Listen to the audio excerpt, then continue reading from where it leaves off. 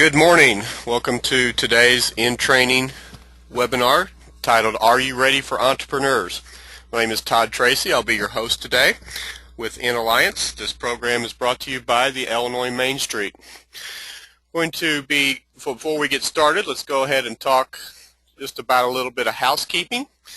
As it is a webinar format, we encourage you to engage in this format and ask questions. A couple of different ways that you can do this. You can use your raise your hand function and use your microphone or dial-in number that was provided to you, and we can verbally communicate. We find that our past experiences, though, people enjoy just using the chat function and merely just typing in questions. Since those are private to me as your host, I do reread the questions so that everybody online can hear the question, and then I will answer it verbally instead of typing back to you. My contact information is in front of you if you choose to chat with me past this webinar about this topic or some of the other topics that we have been providing to you. This information will also be given to you at the conclusion of the webinar. Also want to let you know that this webinar is being recorded and will be hosted on the Illinois Main Street website very soon, as are the other webinars that we've been providing you in this series.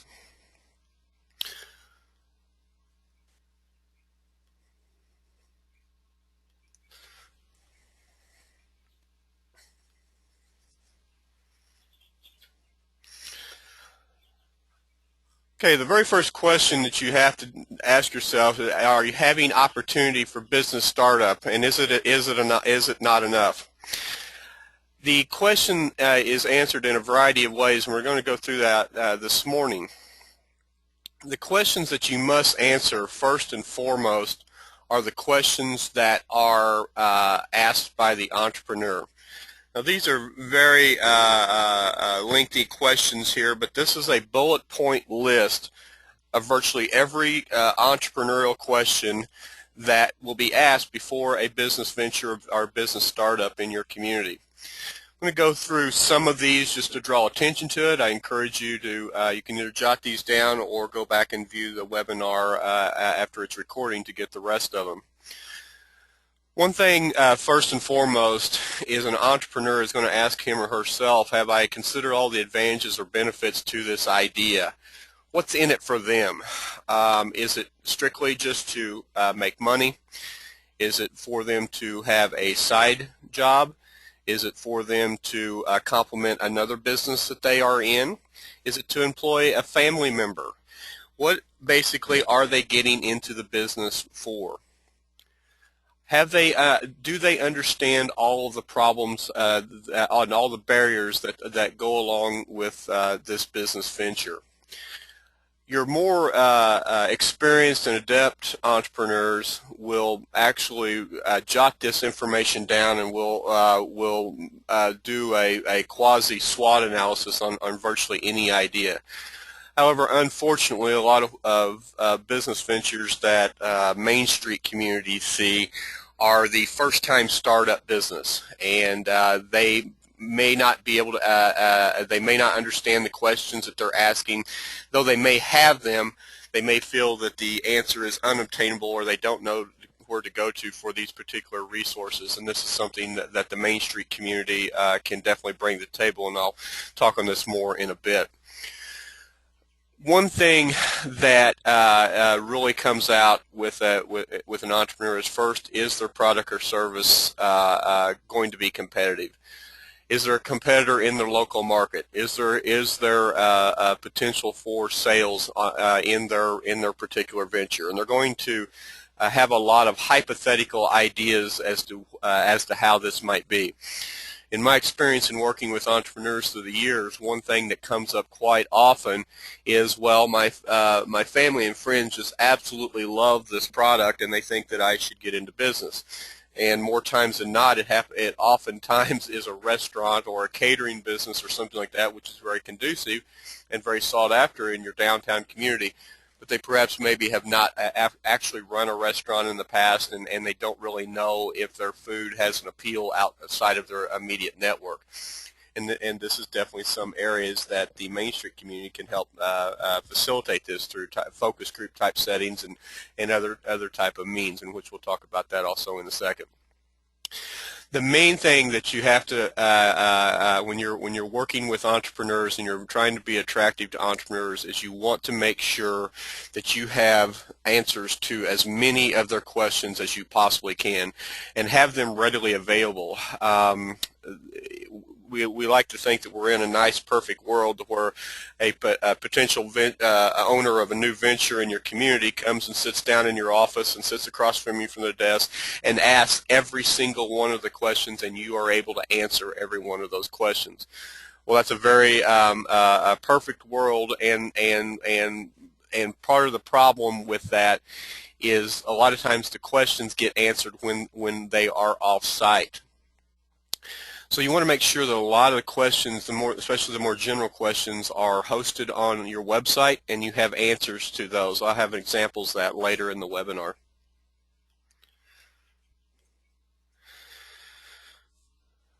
After the business owner has gone through a lot of, the potential business owner has gone through a lot of these questions and has satisfactory answers to the largest number of their questions, then they start putting together resources. This becomes a balance between what the entrepreneur can bring to the table, and then it also brings to the table what other partners are going to have to bring. Now, this at first glance, many of you might think that this is strictly financial, and though that is an important aspect of it, and sometimes can be a large aspect of it, it is oftentimes not the entire aspect. An entrepreneur a lot of times brings knowledge, sometimes cash, and sometimes experienced labor they will bring to the table. They might also have a ready database of potential customers. Outside of that, the entrepreneur very often does not bring much to the table. Very few own their own buildings. Very few are able to attract all the labor that they need. Very few understand the local market as well as especially as well as a Main Street community would understand it. And of course, they never have enough cash, and that is indicative of almost every entrepreneurial venture. So it's up to you to help and assist in these other leveraged resources to bring about the new business. When they put all their resources together, then they move into the feasible stage. They've looked at the cost to get into this. They've hopefully have matched their equity and their cash that they can bring to the table with the other resources that are in the community. From there, they've identified a location, perhaps locations, maybe looking at competing properties to see which would be most viable for them. They've identified their potential customers, and they have understood what their competition is. Once they have satisfactory marks, check marks by all of these categories, the entrepreneurial stage moves into feasibility.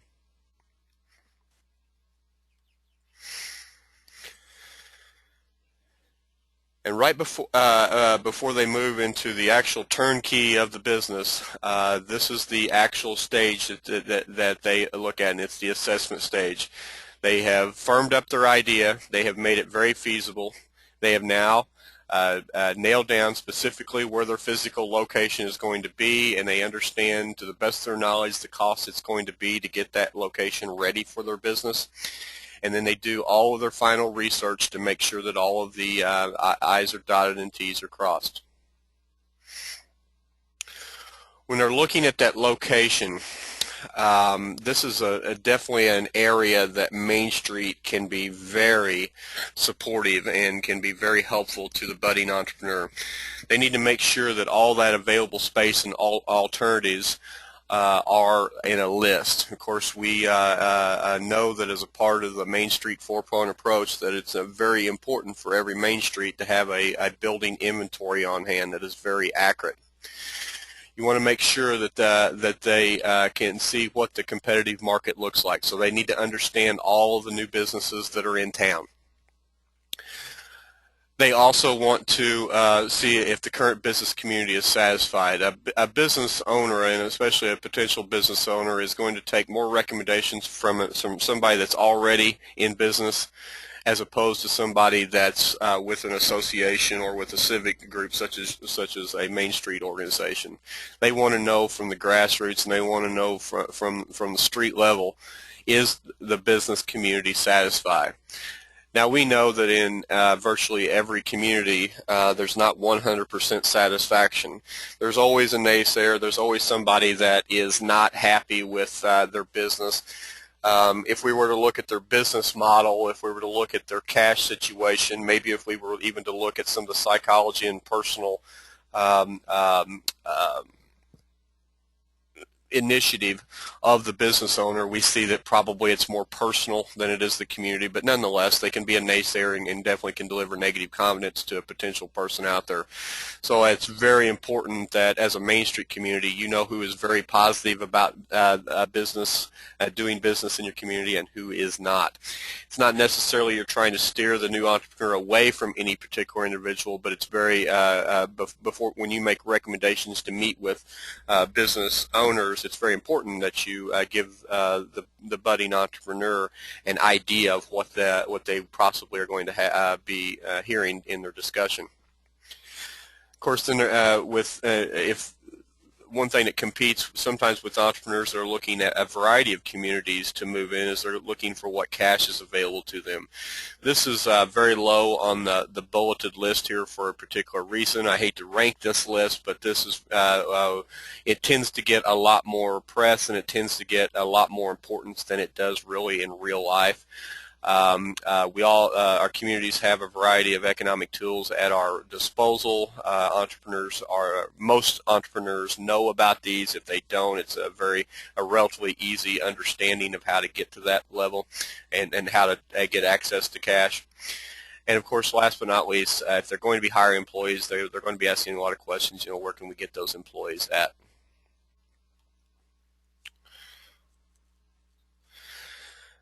An entrepreneur will evaluate. When they get done with looking at everything with the location, what they're going to end up doing is they're going to look at what their overall current business satisfaction is. They're going to look for space opportunities, and don't forget that's going to include their parking. They're going to be looking for their competitive position and the availability of cash. Parking, especially when we look at Main Street scenarios, is so much different than if we were looking at more big box store and strip mall type areas. But when we're looking for Main Street opportunities, parking type situations, they're going to be looking for the amount of parking spaces to satisfy what they tend to be their peak times for business. Now, if it's retail, they're probably looking at maybe one evening a week, and of course the weekends if they're open. Is there going to be enough available parking for that? So it's very good. I like to have aerial maps and those type of things to include in new business startup packets so they can physically see how far it is. And don't forget on those aerial maps and maybe if you just have drawings done of the available parking space and what the footprint looks like of your Main Street. Make sure that you put distances on there periodically. You don't have to outline every parking space to every building, but demonstrate in feet how long your blocks are. Demonstrate in feet how far the center of a parking lot, if you have it, is to the center of your downtown. That is a very easy way for people to understand exactly what is included there. And what should be included in their business model for having access to parking. They've understood what their competitive position will be, and of course, looking at all of the financing scenarios that have been delivered to them, they now know what their availability of cash is. Remember, we talk a lot about having conversations and conversing and that type of thing, but don't forget that documentation is king when it comes to what an entrepreneur is looking for. An entrepreneur makes their decisions often early in the morning, late at night, over the weekends, over coffee, in discussion with somebody else, in discussion with their spouse, in discussion with their family, in discussion with other potential employees, maybe other potential partners. They're looking for documentation, and this stuff can be on, we recommend that as much documentation be hung out on your website, free for the public to get to, easy for the public to find, so that they have a lot of ready information. And then if there becomes something specific that the entrepreneur is looking for, make sure that you have access, that you can provide them with physical documentation instead of just phone calls and verbal conversation. One thing that can't go unspoken in any context, especially in a training such as this, is you need to make sure that there's a ready supply of GIS data available. The GIS data that is most important is the retail side of your community. Have this, if you don't have access to GIS data, consider outsourcing and collecting that information. This data is updated very periodically. What I recommend is that if you have data, if you have reports out there that are greater than 3 years old, you should consider getting those updated. Absolutely anything older than 5 years old in today's world is considered to be obsolete. There's a variety of ways that you can get this. You may have a local planning department that has access to GIS data, and they can run some retail numbers for you, along with some of the other public works projects that they're working on. A lot of the community colleges and especially the universities have GIS programs around the state of Illinois. Contact them. They may have someone that is interested in working with you and getting you that information. I had a question that just popped up. What is GIS data? And it stands for Geographical Information Systems. This is the collective information that goes into what's called the ARC GIS, and ARC is basically a brand for the collection of the GIS station, both nationwide and internationally. This information that comes into databases from a retail side is typically what's collected from sales tax data along with credit card data. So each time that an individual swipes a credit card in your community, that information more than likely goes into a nationwide database that says that that's a consumer product, that's a retail product, it could be fuel for the vehicle. It's earmarked in that particular way to where you can see specifically or within the most accurate data that is available out there what is being spent in your community. This particular data is collected at random type scales. Some of it is literally, if you download databases, is literally less than about 90 days current. Other data is 1, 2, 3, 4 years current. But from a marketing perspective, the retail data that goes into the GIS system is considered by most marketing firms and considered by most retail determinants as being the most accurate information that is available today. So it's used by marketers in a lot of different ways. One thing that you might want to make sure that you do is, if you have not had a market analysis done for your community, you might want to consider doing that. There's a lot of private firms out there that will provide that information to you.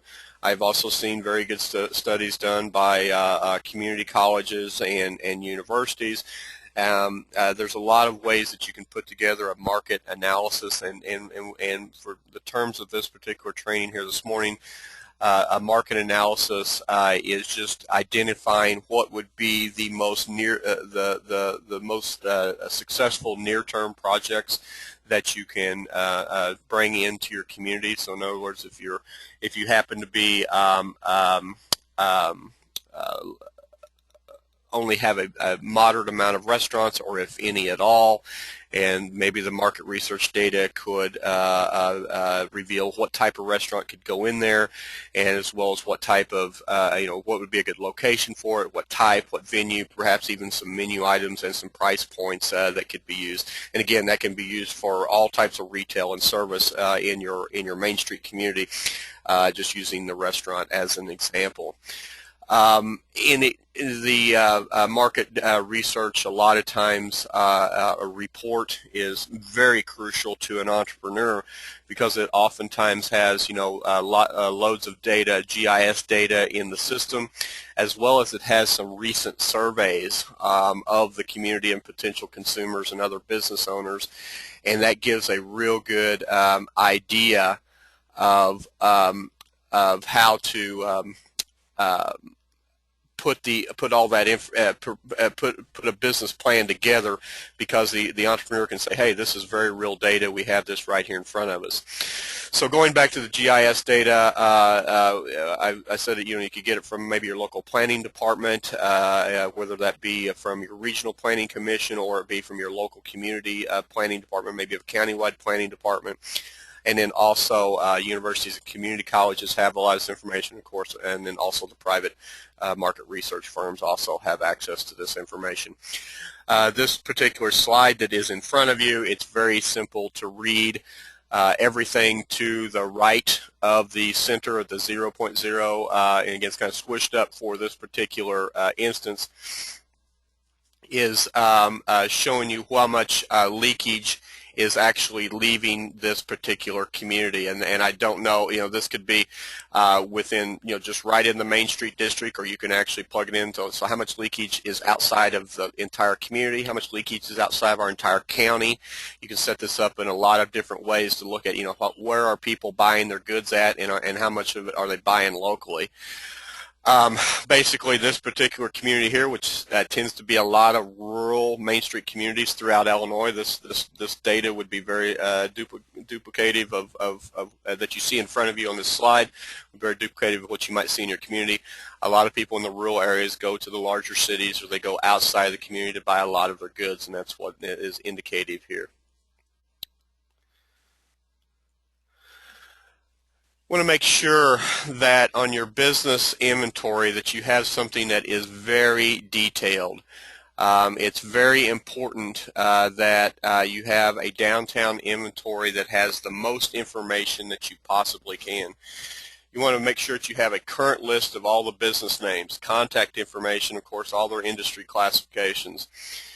You want to also, if you don't have a business inventory, this may be difficult to start, but it's never too late to start. You can start it now.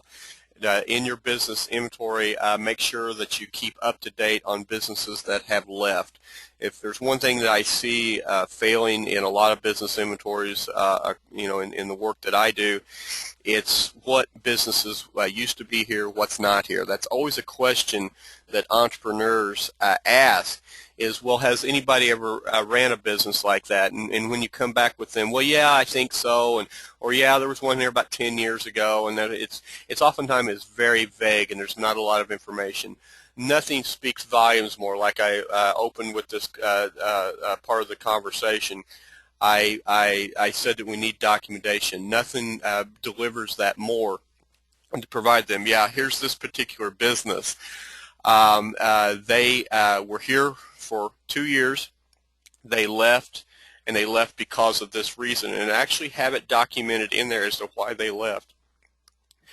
This is a reason here that businesses close. I recommend that in your building inventory and your business inventory that you keep as a living document in your office, and also as a asterisk, also I recommend you keep this as a living document on the website so that it can easily be downloaded. But these are typically the reasons that a business goes out of business. Anybody that's ever been in MBA classes or whatever, any type of business class, the first thing that you learn is that the number one reason businesses go out of business in the United States is because they ran out of cash. So that tends to be the reason that most businesses go. And then, of course, when you talk to the business owner, it's kind of interesting from a psychological point of view. And you know, when I've worked with businesses that needed to be liquidated, it's very obvious that they had just run out of cash and weren't able to perform their business. But they oftentimes don't give that as the number one reason. They often blame other type of situations. So it's important to include as much factual information as you possibly can. If poor management is the reason that the community, as well as maybe even the business itself, admits, make sure that that's put in there, because that's very key especially to a new entrepreneur coming into the business. The third bullet point, I have to, you know, you all have seen these type of businesses, and we can specifically target restaurants when we talk about this. They had food, great food some nights, other nights it wasn't so good. They had great service on Thursday nights, but boy, Sunday was terrible. And, you know, finally the business was inconsistent and it went out of business, okay? So that's something that you need to include in your inventory. The other thing could be a competitive shift. That can be from a variety of reasons. Maybe other competitors moved in town and they were able to bring a better product at a better price, and that business wasn't able to compete anymore. We can always draw attention to the local mom and pop hardware stores. The big box stores, the Home Depots, the Lowe's have definitely challenged those businesses to continue, and they're exiting not only the main streets but community nationwide at a pretty rapid rate, and there's very few that's left. The other thing could be simply there was a loss of a key owner or key manager. Somebody passed away or somebody left the business for any variety of reasons, and the business just went under. So make sure that that's included. Another thing could be inadequate location. Say, you know, there was this great little retail store, but the thing is, they absolutely were in the back room of another business. They were just they were in a little alley. They didn't have signage that people could actually see what was in there. Of course, people didn't park, and it didn't become a destination. It really just didn't catch on because nobody knew that they were there. It was a great store, though. It had a lot of great products, and you can mention that, but that is also another thing. And then last but not least, and this is something that's pretty rare, and again, it's at the very tail end for a reason on this bullet list, is there might be a shift in governmental regulations. And a lot of times that has to do with zoning. Sometimes it can do with streetscape projects. Though we all admire and we look forward to the time that we can update our community with streetscapes, sometimes the byproduct is losing a business or two because they just aren't able to weather through the slow times. An area that that you can definitely assist in from your Main Street program is in the business plan support. Having worked with thousands of business entrepreneurs and small business owners in my career, I can tell you that very few of them have ever excelled at business planning.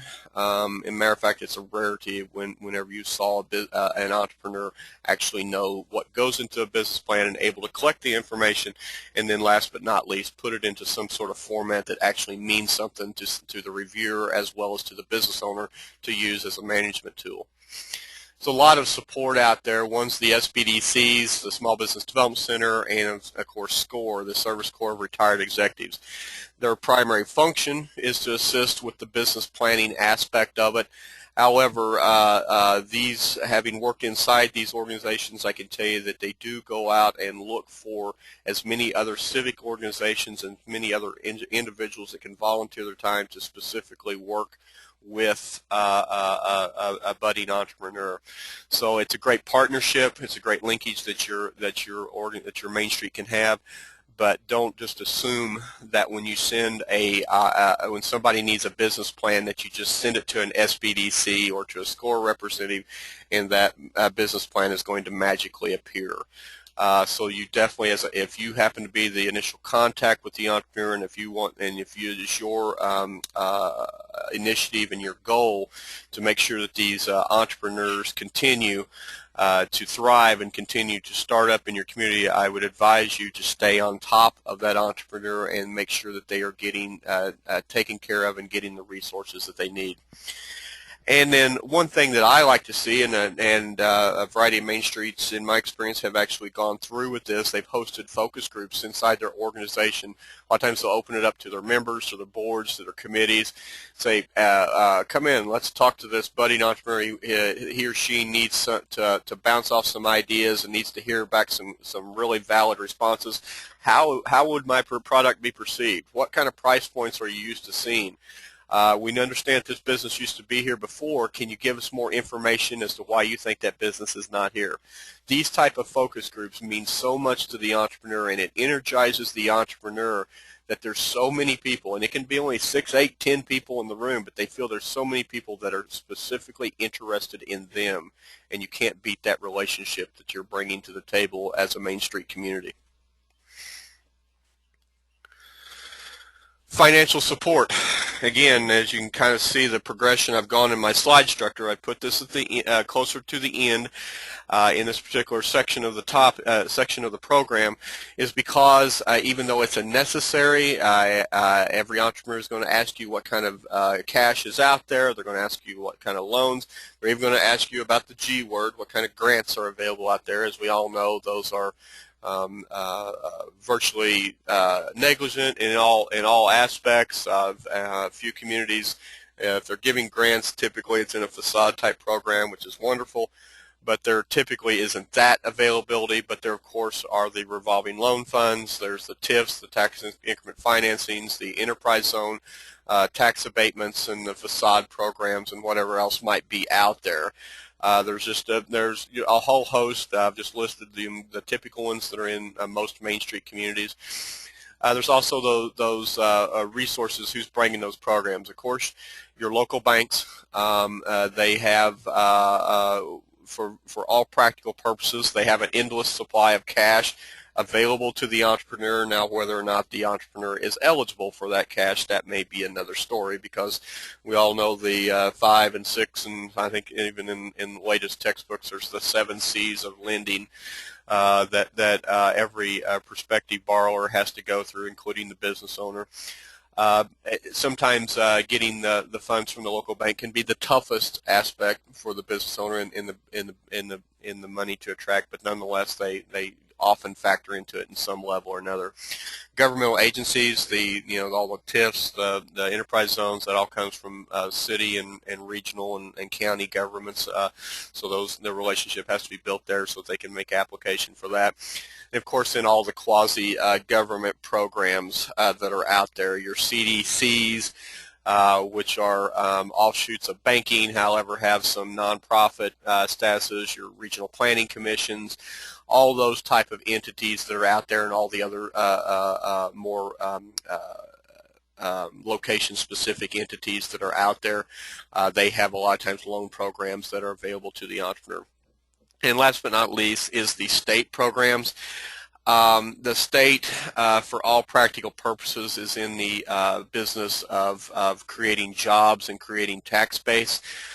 Very few of their programs are typically applicable to the Main Street type business. There are several out there, but the main thing is they're looking for more job creation type businesses and that type of thing, and Main Street businesses rarely fit that category. But nonetheless, you need to make sure that resource is available, and your local DCO representatives, as well as other state and federal agencies, make sure that you have that contact information readily available so you can put them in touch with them. And then last but not least, make sure that you have, as a Main Street community, as your director and as your board of directors, make sure that you understand at least the bulleted points of all the loan programs that are out there, but more specifically, you have these people's cell numbers, email numbers, whatever it might be, so that you can easily put them in connection with each other.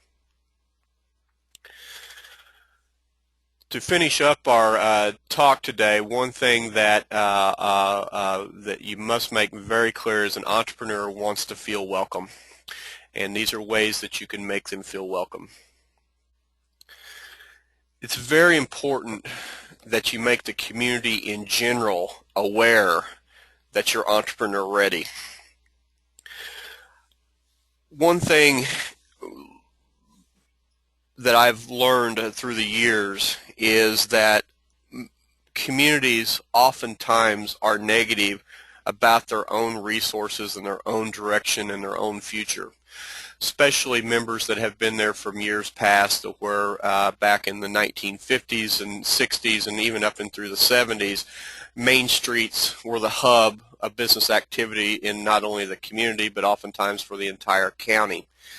In the 80s, 70s, and 80s, when the community started migrating to the outskirts and started going to the more box store type theme, community members that remember these days saw this as not growth but as a vacant spot in the community, and they become quite negative about it.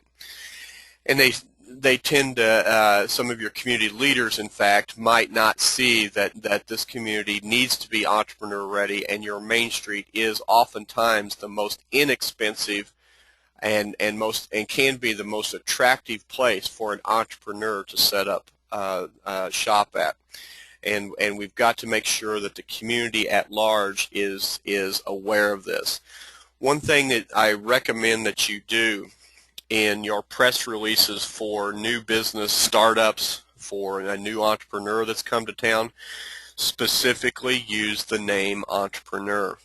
Be very specific that this person is here to grow this business and potentially grow another one after that and another one after that, because that by definition is an entrepreneur and very different than just a small business owner. It's somebody that looking to make an investment and hopefully making it contagious not only to themselves but to others around them. Make sure that you use the social media markets. We all have Facebook. We all enjoy Facebook. We all often communicate more on Facebook than we do perhaps even by email in some regards nowadays. Make sure that the entrepreneur's name, the new business, products and things they sell, make sure it gets out there, not only on your Main Street website, but on your Main Street Facebook page and your Twitter accounts, whatever you might be using from social media. But make sure that you and your board members are talking about these new businesses and new startups on your personal side too. It's very important to get the information out there, especially from the onset of a new business. Make sure that all the new business and new entrepreneurs that come to town, make it a part of your initiative to make sure that you make introductions to all the other entrepreneurs that are in that community as early as you possibly can. Even if I recommend to make sure those introductions in the pre-startup phase so that they have a chance to bounce ideas off of, but no later than the first 3 months of their new venture. Make sure that you've got them introduced to everybody. Make sure all the community leaders know the new businesses and the new entrepreneurs, and that includes leaders, not just your governmental elected officials, but your department managers and personnel, as well as other civic organization leaders that are out there. And last but not least, encourage new business owners, new entrepreneurs to get out and talk to your local schools and talk with your children, because it's very, very important that the schools start feeding your Main Street program and potentially looking for that budding youth entrepreneur to reinvest in your community at a later date.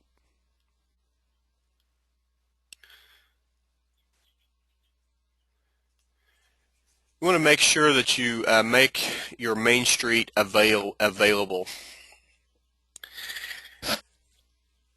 Websites in the Main Street community, from an economic restructuring, the ER point of the 4-point approach, is the least used of any aspect that I have viewed over the past several years.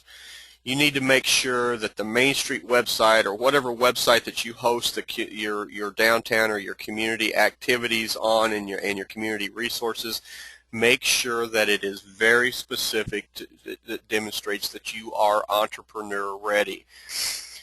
You want to make sure that when you give talks at local organizations, though we all get out to the Rotaries, and we get out to the chambers, and we get out to all the Kiwanis clubs, and we make that circuit throughout the year. Make sure that if not all of your talk, at least a substantial part of your talk, it says we are in the business to growing entrepreneurs, and we are specifically looking for these business types. Now, if you have a market research that already is complete, you can definitely refer to that and say the market research report revealed that we need a new movie theater, recommended that we need a new restaurant, recommended that we need 6 retail stores with these type of goods in it, whatever that it might be. And you need to make sure, because the media, if they're present, they'll pick up on this.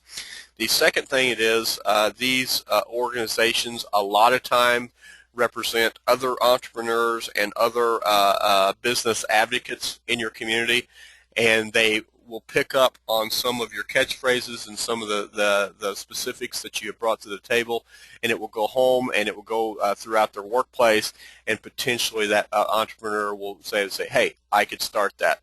That's something that I could get involved in, and that's something that obviously is a need in this community. I could be the person that could do that. And what we're seeing more times than not, as a matter of fact, I just talked with the community last week that this happened.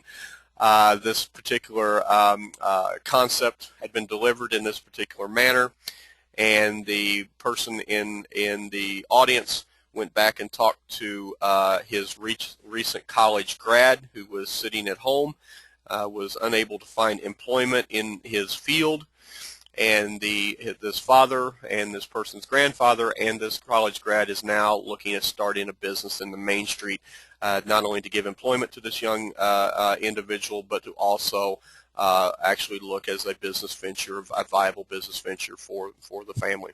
So it happens all the time, but it doesn't happen without you getting the word out. And as I mentioned earlier, don't forget to partner with your local small business development centers. Small business development centers are a little bit finicky because they're ultimately funded by the U.S. Small Business Administration, and they have guidelines they must go with, and they have confidentiality agreements that they sign with all of their clients. However, there's ways around that, especially if the Small Business Development Center has a good relationship with the Main Street director. As long as you, as the Main Street organization, the Small Business Development Center director, and the client sits down and says it's okay to share information, it's for the benefit of it's for the ultimate benefit of the business. It is very rare, and matter of fact, I can't even recall a time that ever happened that a business owner says, no, I don't want my information shared with the Main Street organization, because it just shows that other people are there to help. And so it's a great way to partner with somebody that's in the business planning aspect of it. But very few small business development centers are set up, nor do they have the capability of doing the business research aspect of it. And so that's definitely an area that the Main Street community can definitely bring to the table to assist in that regard.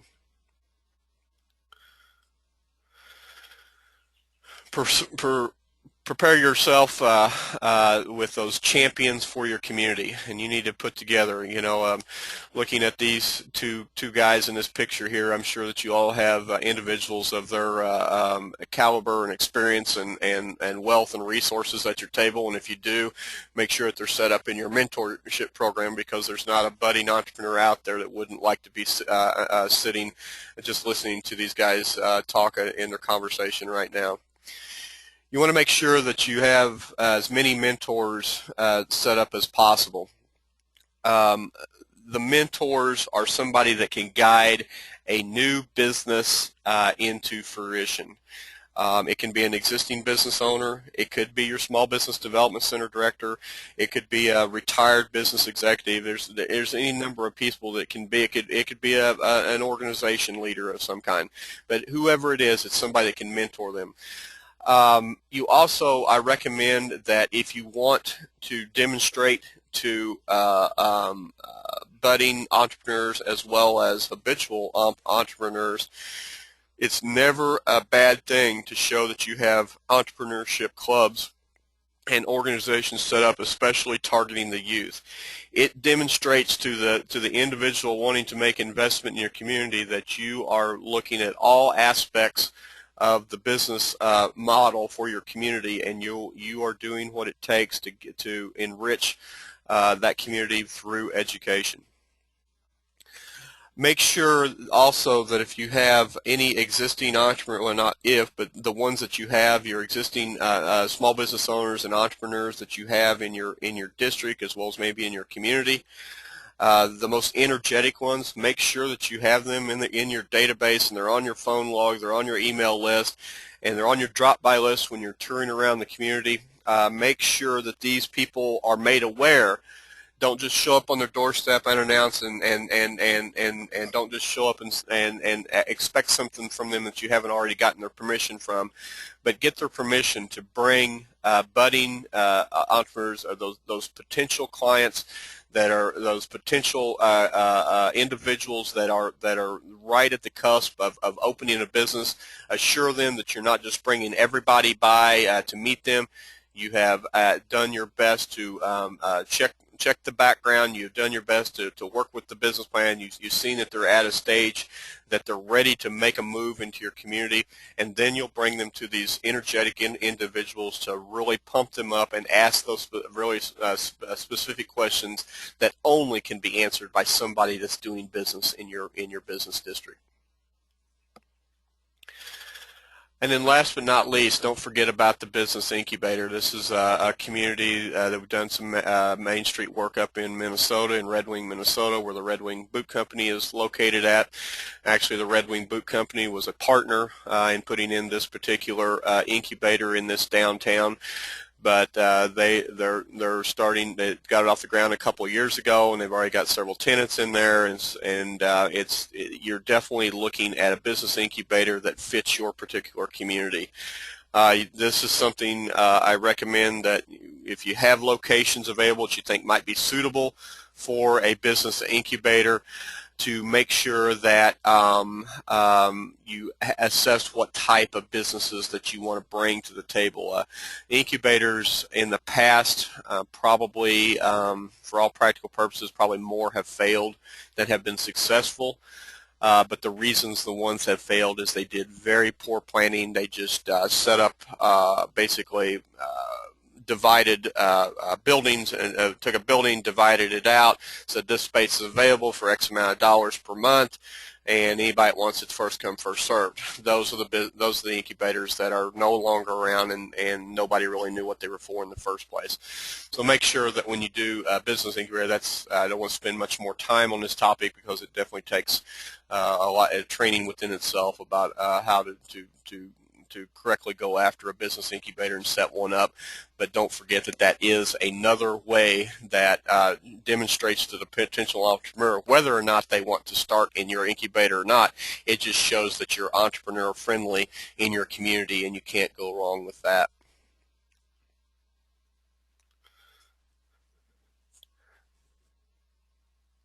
Reading a question here.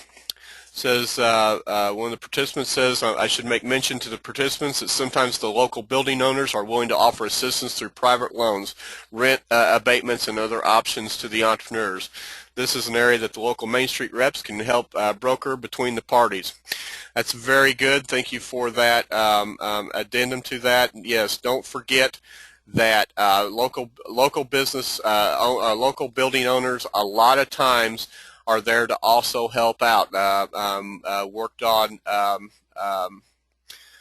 program not too long ago where the building owner was giving 6 months free rent to anybody that moved into his building, and that is not uncommon in that area at all. Got another question. It says, what are some methods to boost retention once we have entrepreneurs open and in the downtown? One thing that you want to look at from a business retention point of view is ready communication and consistent communication with business owners.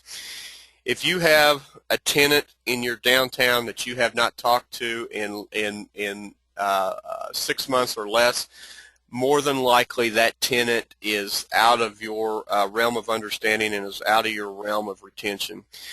I recommend that on a quarterly basis, this is something that the ER committee should make as a part of their objectives. The ER committee should set up times that individual members of that committee as well as other volunteers get out and meet with as many of the potential, or as many of the existing business owners as they possibly can, and ask them specific questions. And it's very simple. How's your business doing? Are you experiencing some growth right now? Are you doing better than you did last year? Have you lost any employees? Are you adding on any employees? In employees, you're asking just very key, pertinent questions, and if they say that we're growing, the business will stay. The minute they start saying, well, business is down, I've not done as well as I did last year, I had to lay off employees, you need to start communicating with them on a monthly basis and be very specific to them. Look them straight in the eyes and don't beat around the bush and don't come up with all kinds of emails and surveys and all kinds of things. Look them straight in the eye and say, I'm here to help. What can I do for you? What are you needing? They might say, well, you need to bring me customers. Well, that might be difficult to do. However, you can definitely start promoting them through your networks, through your social media, through your committees, through your board, as well as other business owners. Say, hey, this business needs some of your business. Come down there and spend some money down there. And if it doesn't happen, then you might want to go back to the business owner and say, hey, we've tried this and we have a network, and we're not bringing anybody to the table. Do you have the product? Do you have it at a price point that people are willing to buy? Have you gone through your business model and actually asked these questions? I see a lot of Main Street communities, certain directors are a little timid and they feel it's too private of information to get in. If it's too private of information, the business owner will come back to you and say, I can't answer that. That's ask every question that you possibly can come up with to show them that you're trying to demonstrate that you're trying to speak with, you're trying to retain their business. Of course, and then doing annual and every 2-year retention surveys are good. Again, don't burden your business owners with surveys, but those are another way for good retention. The most underused, but it is the best retention program is out there. It's just consistent communication with the business owners. Okay. Let's move on to our wrap up here and then start preparing your questions. Those are both really good questions, as well as amendments to the talk, so bring those on also. These are some questions, and again, this bulleted list could go on for a long time, but this is just some of the more consistent ones. Make sure that you're somewhere in your downtown. You can either host this on your Main Street website, you can host it on your community website, wherever you think is best fit. But take these questions right here and then add to them and answer them. Do you need a federal employment identification number? If so, here's where you go get it, and just take them straight to the IRS website.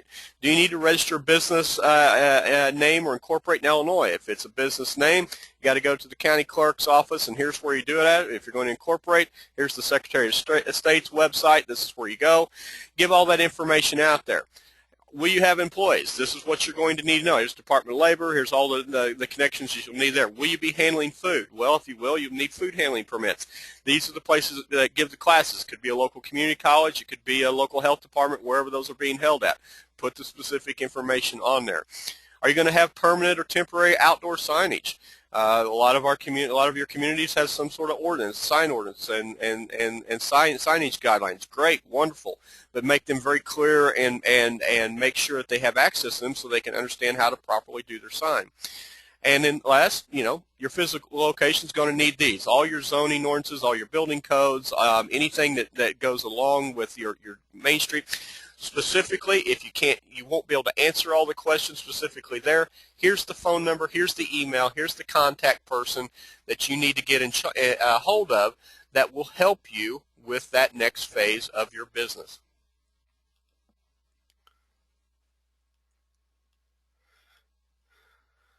This is one website that I like. Matter of fact, the questions that I just gave you on the previous slide came from their website because I love Claremore, Oklahoma's approach to what they've recently done to become entrepreneur ready.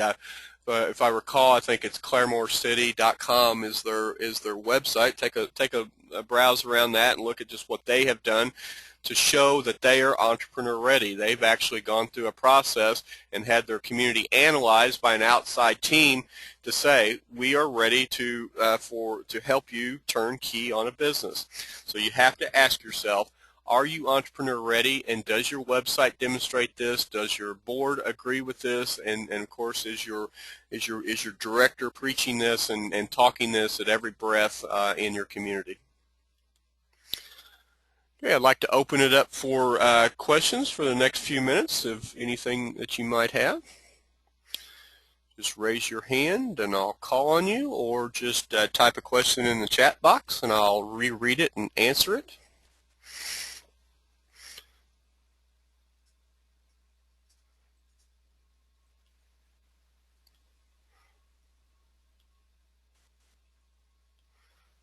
Okay. Not seeing any questions right now. You have my contact information in front of me. It's Todd at inalliance.biz. There's my cell phone below that.